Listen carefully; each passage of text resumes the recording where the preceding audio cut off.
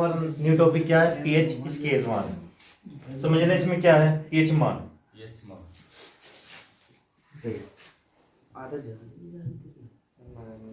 PH मान ये important भी और पेपर में इसके क्वेश्चन आते हैं।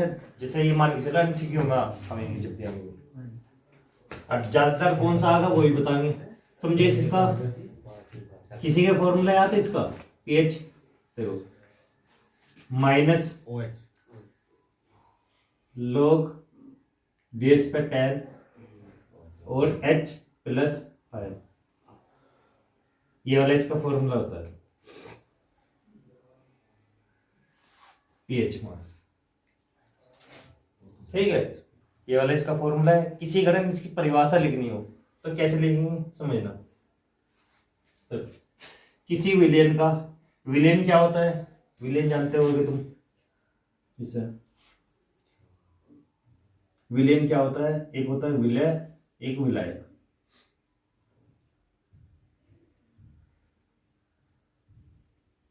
विलायक हमेशा ज्यादा रहेगा और विलय कम। कैसे समझो, जैसे विलायक ले लो दूध, इसमें मिला दो पानी। हमेशा जब दूध में पानी मिलाएंगे कम मिलाएंगे, यानी कि पानी ज्यादा मिला देंगे तो ये क्या हो जाएगा? विलय। दोनों का मिश्रण क्या कहलाएगा? विलय। ये इस साइड में ले लो, जैसे पानी, इस साइड में क्या ले सकते हो? चीनी। चीनी भी कम लेंगे, पानी ज्यादा लेंगे तो चीनी कम लेंगे। जब शरबत बनाएंगे हम तो वो क्या कहलाएगा? विलयन। ऐसे ही और भी ले सकते हैं। जैसे एक होता है, जैसे शरबत देखा होगा तुमने, रुआवजे वाला। रुआवजा एक ढक्कन डालते हैं और उसका जो शरबत रहेगा वो ज्यादा रहता है, तो उसमें भी जो कम रहेगा उसे क्या बोलते हैं? विलय, और जो ज्यादा मात्रा में उसे विलय। और दोनों के मिश्रण को क्या बोलते हैं? विलय। लेकिन ध्यान रखना, जो आपस में घुल जाए उसे ही बोलते हैं विलय। लेकिन किसी अगर नहीं घुल ले आपस में, वो विलय नहीं है। कैसे?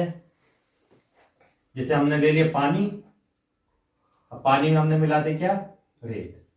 रेत नीचे बैठ गई, रेत नहीं मिलने का ये, तो इसका मतलब क्या है? ये विलयन नहीं है। विलयन वही रहेगा जो दोनों आपस में मिल जाए। समझना भी आप आगे आगे समझ में विलयन क्या होता है? तो किसी विलयन का पीएच मान, किसी विलयन का पीएच मान विलयन में उपस्थित, विलयन का मतलब क्या है? जो विलयन भरा हुआ है उसमें उपस्थित H प्लस आयन की ऋणात्मक लघुगुणक के बराबर होता है। ये होता है, देखो मैं लिख रहा हूं यहां पर। अब किसी विलयन का पीएच मान विलयन में उपस्थित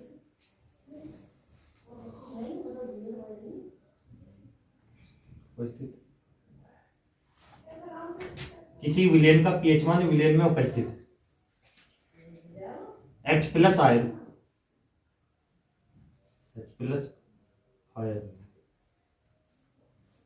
आयन का ये क्या माइनस? ऋणात्मक या नेगेटिव, ऋणात्मक लघु गुणक होता है। ये इसकी परिभाषा है कि तुम्हें एग्जाम में लिखनी है, लेकिन आज तक पूछी नहीं गई, तो इसे लिखने का कोई औचित्य नहीं बनता। जो लिखना चाहो लिख भी सकते हो, ठीक है। तो उसमें क्या करना, अब इसमें देखो यहां से क्वेश्चन नहीं आने का, क्वेश्चन जोन सा आएगा उस पे लेके चलते हो।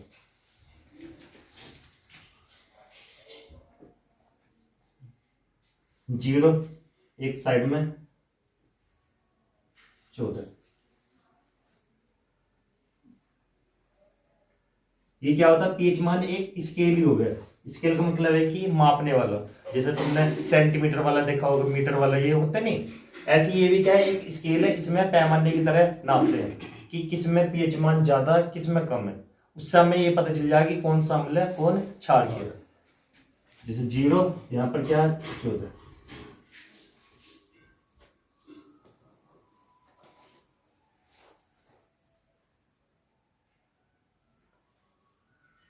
ये 0,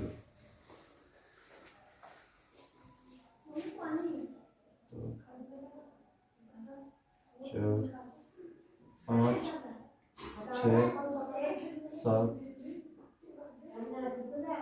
9, 10, 11, 12 और 13 और 1 14। समझना यहाँ पर जैसे मैंने बनाते हैं ये स्केल मान जो भी है।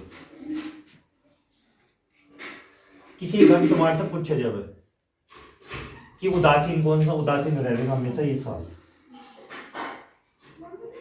और उदासीन कौन सा होता है, न तो वो अम्लीय होता और नहीं क्षारीय।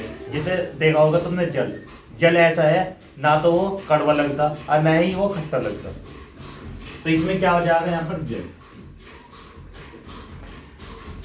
किसी अगर शुद्ध जल का पूछा जाए पीएच मान, ये इंपॉर्टेंट है, पूछा गया कितनी बार, तो क्या रहेगा हमेशा 7। जो किसी अगर तुम्हारे से ब्लड का पूछा जाए कि ब्लड का जो पीएच मान है वो कितना, वो 7 से ज्यादा है, इसका मतलब क्या, वो क्षारक है, ये क्षारकीय, तो 7.4। तो इस साइड में आएगा वो, यहाँ पर आएगा ब्लड वाला, यह रक्त का पीएच मान जो भी है। रक्त का कितना है 7.4। लेकिन ध्यान रखना जैसे ही हम इस साइड को चलेंगे, 7 से इस साइड को चलेंगे,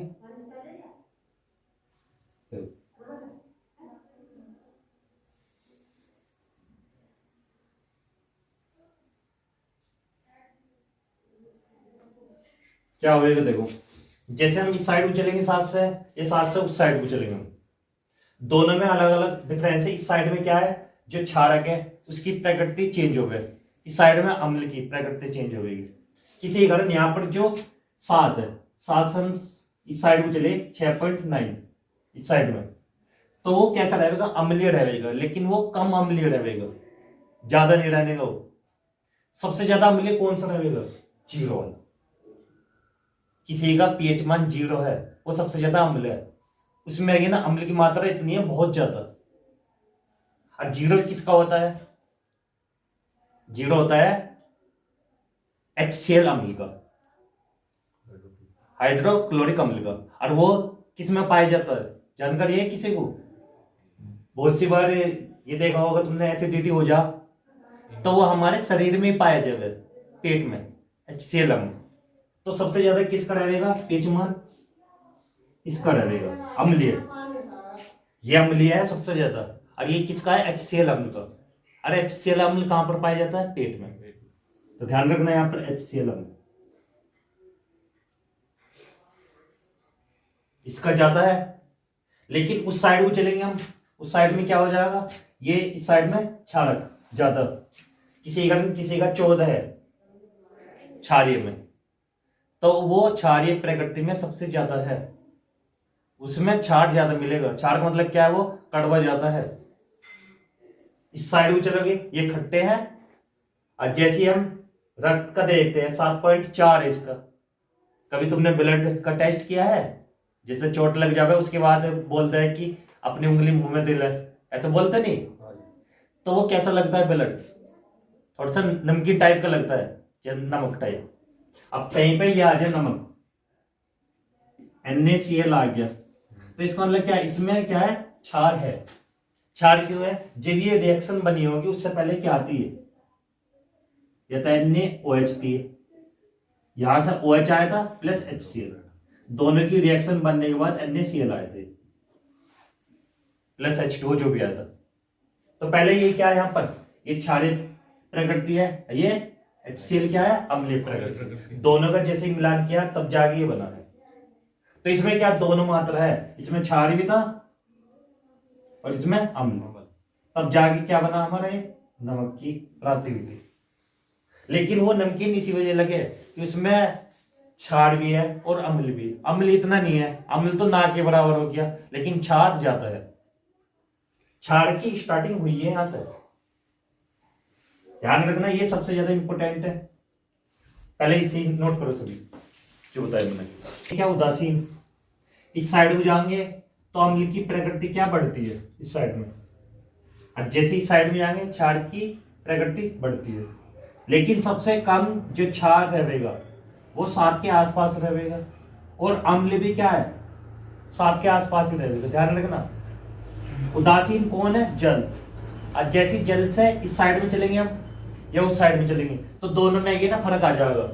इस साइड में क्षार की प्रकृति में चेंज होगा, इस साइड में अम्ल की में।